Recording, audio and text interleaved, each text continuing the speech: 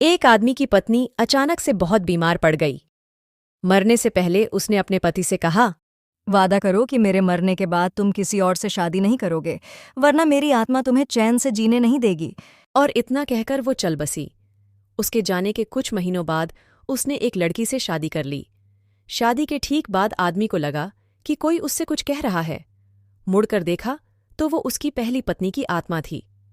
आत्मा बोली, तुमने अपना वादा तोड़ा है, अब मैं हर रोज तुम्हें परेशान करने आऊंगी।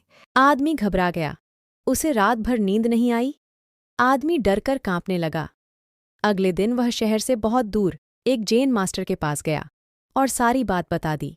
मास्टर बोले, मेरे पास इसका भी इलाज है।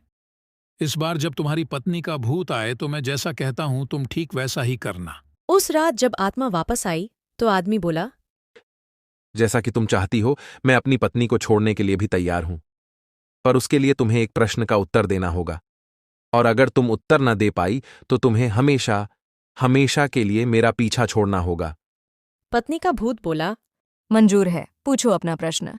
आदमी ने जमीन पर पड़े बहुत सारे छोटे छोटे कंकड़ अपनी मुट्ठी में भर लिए और बोला, बताओ मेरी मुट्ठी में कितने कंकड़ हैं? और ठीक उसी समय भूत गायब हो गया। कुछ हफ्तों बाद वो एक बार फिर से जैन मास्टर के पास उनका शुक्रिया अदा करने पहुंचा।